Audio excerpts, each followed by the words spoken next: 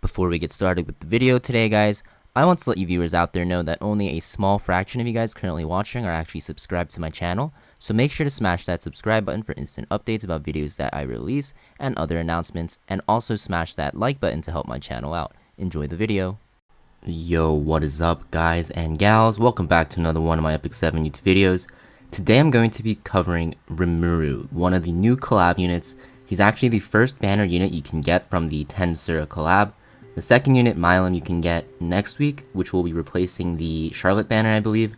So this should be coming out, or she should be coming out on November 4th. But Rimuru's here until November 11th. He's a pretty decent unit in my opinion. I'm going to go over his builds, what gear you guys should run on him, and artifacts, and also test him out a bit in RTA and see how he stands in the current meta. Now, I would test him out in Guild Wars offense and arena offense, but I don't really think that it's a good measure of how good a unit is, because you can literally make every single unit work in offense teams because you have access to souls, you're fighting AI, and so forth. So yeah, I'm going to test him out in RTA after I cover his builds and what I like to run on him. And I think the consensus is pretty much the same for now. There might be some wacky builds you guys see, but for now, this is what I'm running. So you'll see, first of all, for artifact, I have him on Draco plate. It's really hard to actually choose an artifact.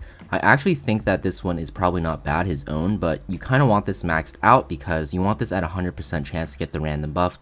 Otherwise, you're kind of relying on RNG, and if you don't get the proc on the start of your first turn or even your second turn, it's just really bad. There's not a lot of other options, right? You can go like Symbol, I guess. Durandal might be okay.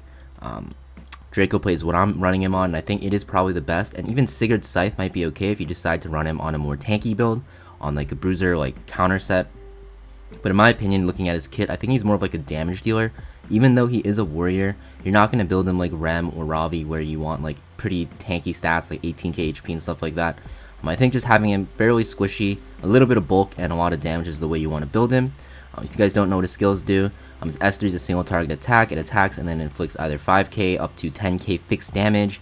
It also defense break everyone if the target you attack is buffed, and also ignores elemental disadvantage. It's very, very strong S3. His S2 is one of his best skills. Basically, whenever an ally on your team is attacked by a buffed enemy, you're going to activate Be Ready, which is like another attack which does a lot of damage and increases your CR. Like, it does a lot of damage. And after that, you also copy 2 buffs of the target. So you can steal like Maid's buffs. If you don't get your S2 to proc before your turn though, you can just S3 and then get the buffs that way. And his S1's a basic attack that gives you a random buff. The buffs are pretty decent, as you can see. So yeah, pretty damage heavily oriented. You don't see that he has any lifesteal built in or any, HP scaling. So I personally think he is good as a damage dealer. Even his imprint is attack, right? So yeah, I have him on a pretty DPS oriented build. You're going to want to aim for 100% crit chance, at least 250 crit damage, ideally a little bit higher, and you want at least 3k attack, ideally a little bit higher as well. I think 200 speed is like the minimum, and then the rest you can put into bulk. So I think you're going to want him on speed set and immunity set so you don't get CC'd, because he doesn't have any built-in cleansing or immunity. And also you're going to want to run him on speed set so you can actually get his turn, right?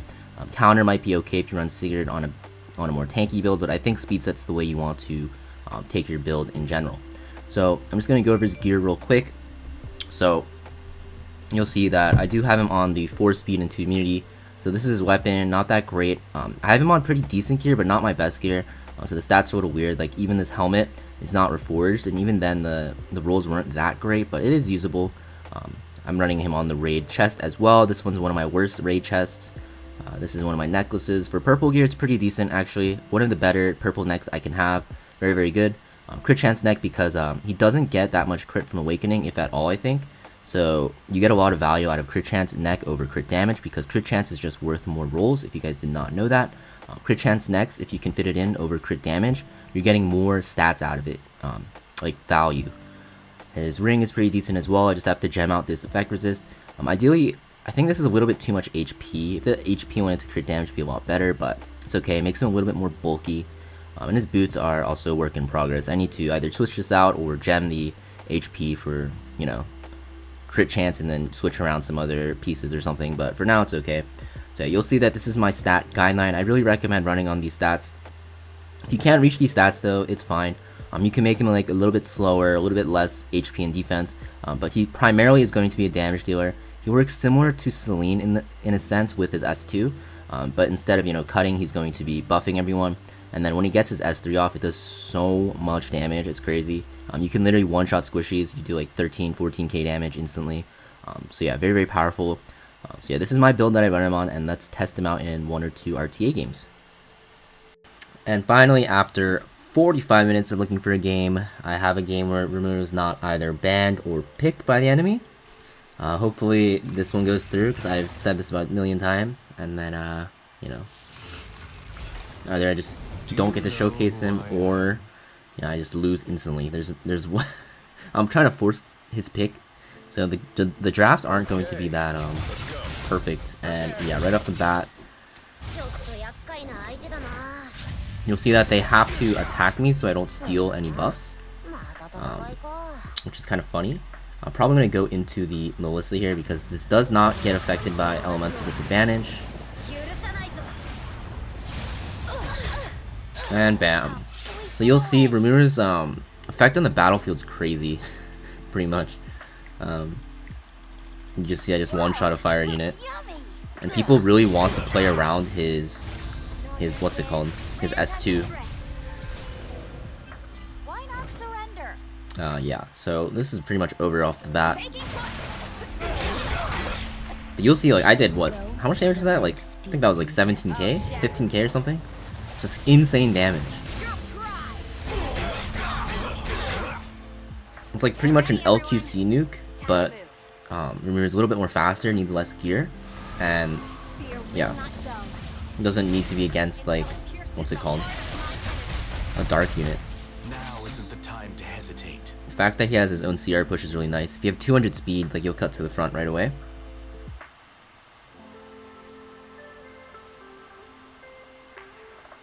I'm charging.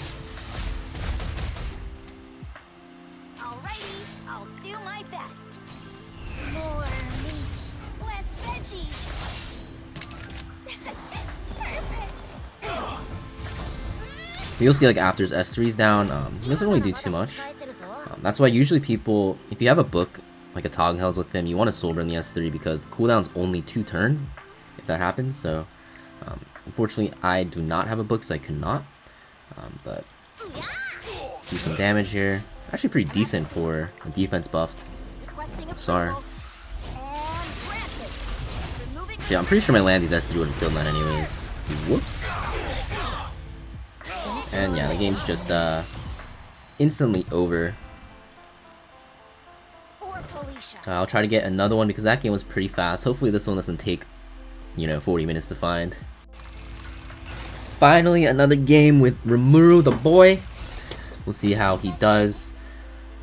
This is going to be a brutal opener though, because Landy's going to get the attack buff, right? And then instantly S3, the upgraded one. It's either that or he goes into his S10A here.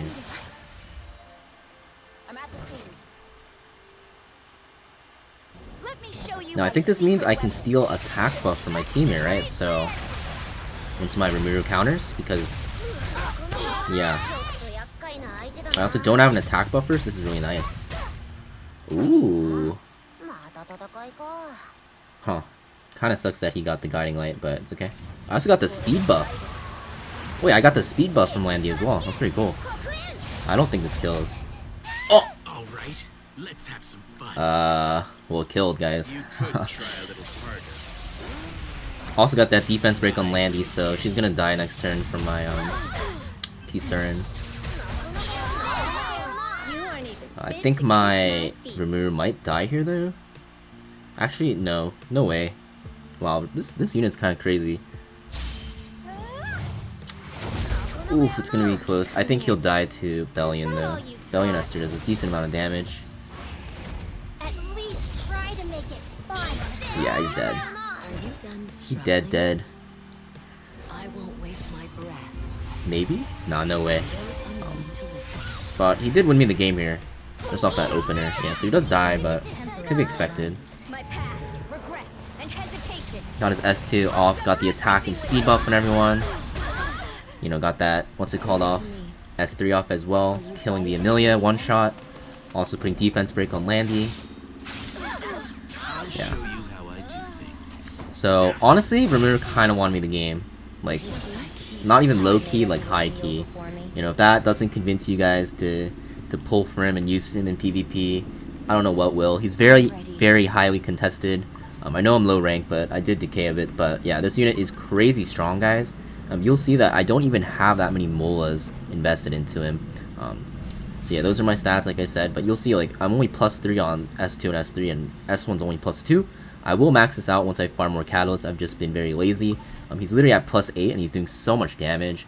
I also don't even have, like, everything fully, you know, reforged on him. So there's just so much potential in this unit. So I really think if you want to get into PvP and you're looking for a good damage dealer, Rimuru is a very strong one. He is kind of squishy though, so he does die pretty fast, but I think if you draft some support around him, he can be very strong, and you can even use some very good gear on him, and he can be even more tankier than me. Honestly, you could probably even drop some attack for more bulk if you wanted, even some speed if you really wanted to, and I think he'll be fine. Once you get an artifact to +30, he'll get more HP and so forth, so there's a lot of improvements I can make to mine. But this unit is very strong, guys. He's a must pull, one, because he's a collab unit, and two, because he's just a very powerful unit in general. He's also very good against Rem, because you just S3 the Rem and she basically dies, if not almost dies, and you just have someone clean up. So I really recommend pulling him as soon as you can and building him for PvP. For PvE, I don't think he'll be that good because fixed damage is kind of bad, because bosses do have a lot of HP. But I think for PvP, he'll be a very strong unit, so I really do recommend pulling him. And if you guys enjoyed this video, as always, make sure you leave a like, comment, and subscribe. It really helps me out a lot, and I'll see you guys next video. Peace.